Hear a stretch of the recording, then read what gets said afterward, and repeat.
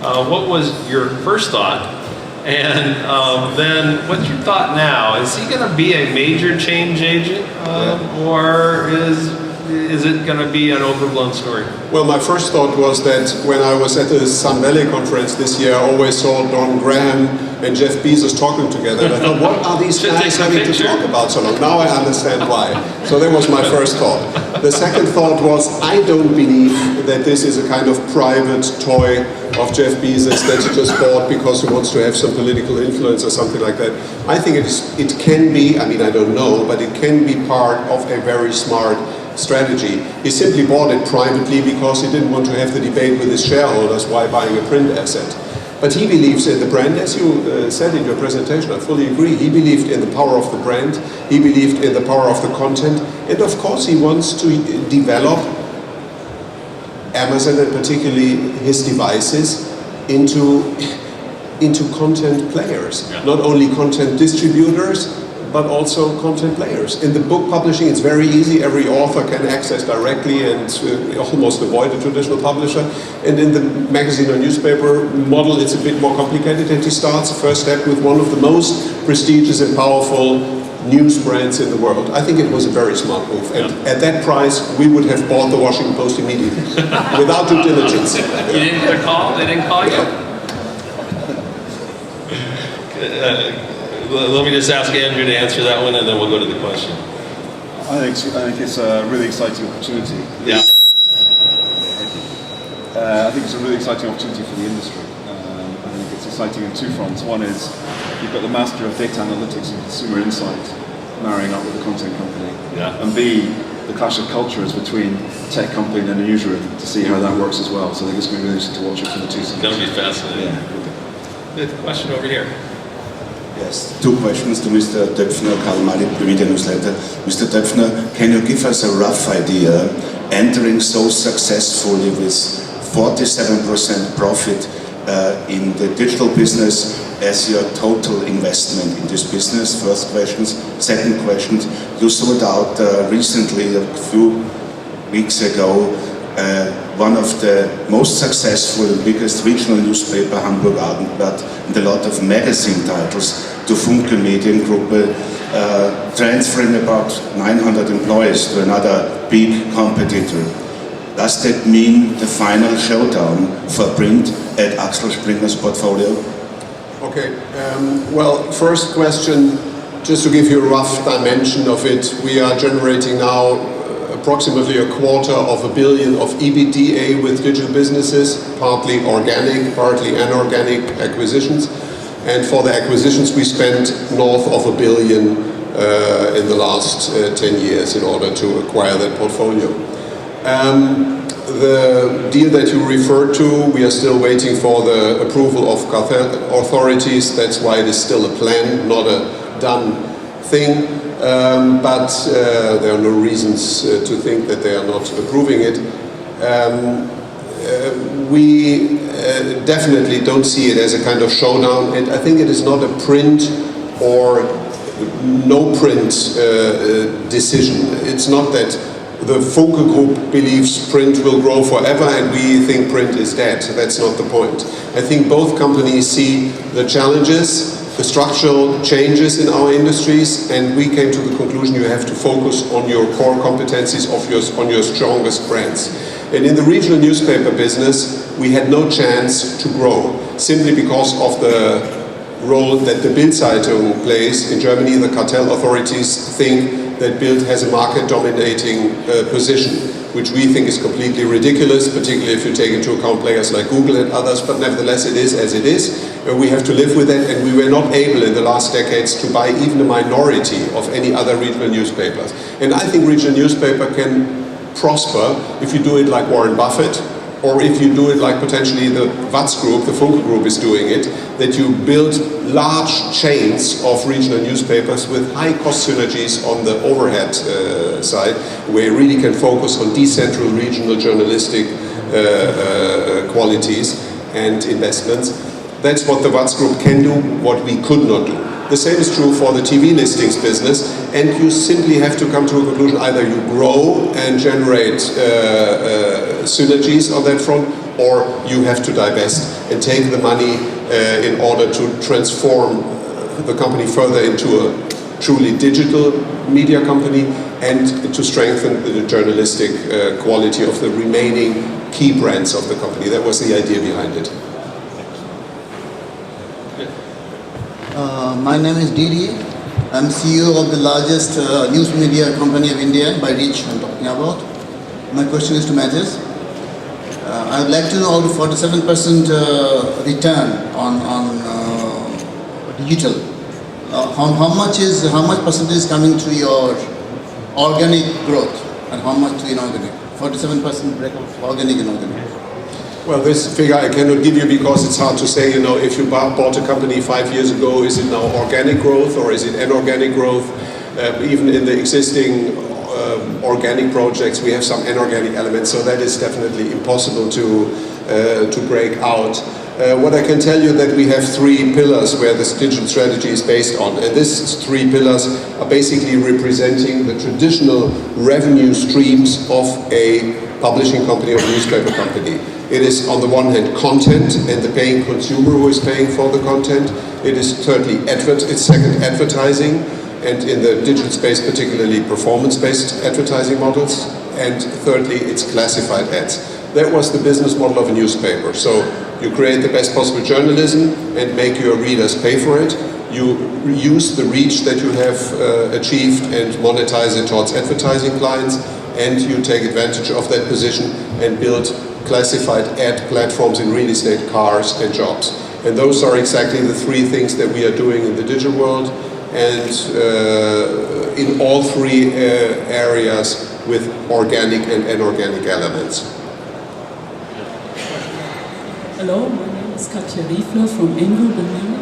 I have a question regarding classified, so it's very good that you just mentioned it.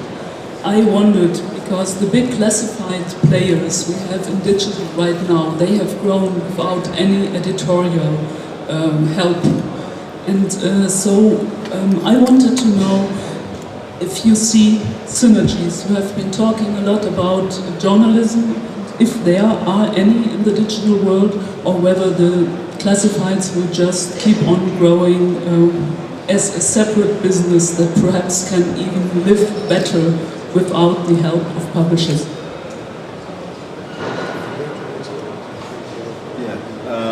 So to me, the learning we had on Auto Trader, which moved from an £80 million profit print business to now £140 million profit digital only business, is that it is best run on its own, and the learning for us is that the number one, or the first to market generally, is the one who wins, and there are other players around it. So my strong preference is, whilst ancillary classified revenues can be built out in newspaper, like we do The Guardian Jobs in the UK, the best way to run an online classified business is to keep it separate.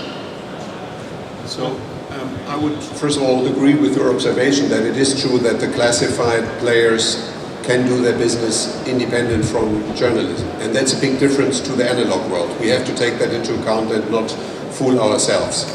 On the other hand, I don't give up the idea that there can be certain positive effects and synergies if you closely cooperate with print and offer multimedia bundles, which we are doing, and if you also use your print reach in order to drive the online traffic.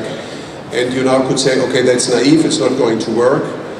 I would not dare to say that we have found the golden recipe here and that we know that it is going forever like that, but I can give you one example. We bought Stepstone in 2 steps. Stepstone is a market-leading job portal. We bought first a minority stake of 49% in the German business of Stepstone. German business was not making money, nothing, it was a catastrophe. After our investment, German business of Stepstone became the most profitable and fastest growing element of Stepstone. Then we bought 100% of Stepstone International, and the whole company grew in the first year after our acquisition by 80%. Now you can say that was the genius of the management, maybe, but I think on top of that there was a certain synergetic element that helped to achieve that. Let me just ask lastly, and then we'll move on here. We may have one more question. You both made different kinds of investments in my home country in the U.S. And so Guardian has made another significant move into the U.S. over the last year. And I'm wondering, and Australia as well. Being an English language paper is good. That was good planning on your part. How is the effort in U.S. and Australia going at this point? And is this a long-term reach effort, or what are you seeing at this point? So the investments both in America and Australia are going extremely well, both in terms of reach and audience engagement, thanks to, again, the journalism. The story like Snowden has really exploded us, particularly in America. And we're now building the commercial model, but the other interesting aspect of it is a pure play digital newsroom. It's a very different way, and part of the learnings of it is actually how do you run a digital newsroom to learn as well. So we only have 50 people in America, 15 of which are commercial, yet we have an audience of 15 to 20 million unique users, and a story like the NSA. And that shows you can do really powerful, tough journalism in a very different way, in a very different business model as well. And I know that Springer, it's been you had your own house. I don't know if you still have it on Cowper Street in Palo Alto. I met Kai Diekman there at lunch. He was wearing a Stanford sweatshirt. I didn't think he was going to be coming back to Germany. How is your Silicon Valley foray and investment going? What are you getting from that investment? Well, I mean, first of all, it was a cultural learning experiment, and I think as such an experiment, it was extremely successful, and the people that we have sent to the Valley really came back in a transformed manner, not only with regard to their haircut and their t-shirt style, but since then we have, in a way, deepened the relationship with the Silicon Valley community through a permanent program of visiting fellows, where we sent 3 people for 3 months to the Valley, and people from various areas of the company. For example, one of the guys who is at the moment in Palo Alto is the head of the printing plant in Ahrensburg. So digitization is a challenge for every employee in the company, and to think about new models. And on top of that, we will have a permanent employee being there as a kind of trend scout, deal scout. And what will come out of that, we have to see. It's not that we expect a very concrete thing happening in the next 6 months, but it helps us to get our work done in order to change the culture and the mentality of our company. Good. And last question. May I just Annette Mills from Media Magazine. Mr. Döpfner, years ago you defeated the market entry of Metro here in the German market. This week the Huffington Post will start in Germany.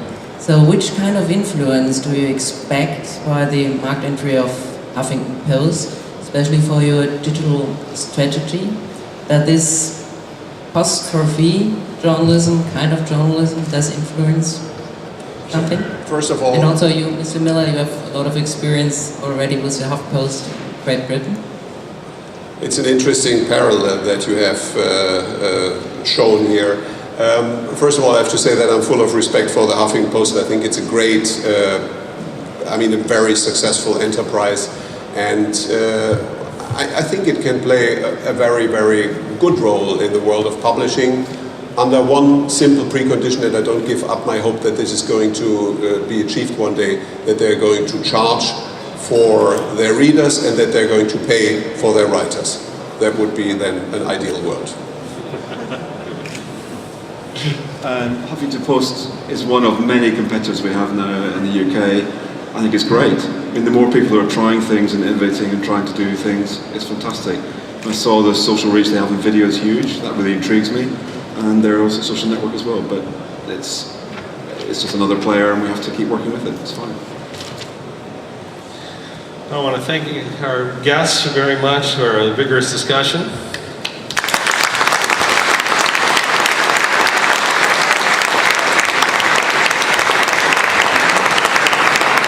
I want to know if Kai's still wearing a sweatshirt in the office, though. I want to see that picture.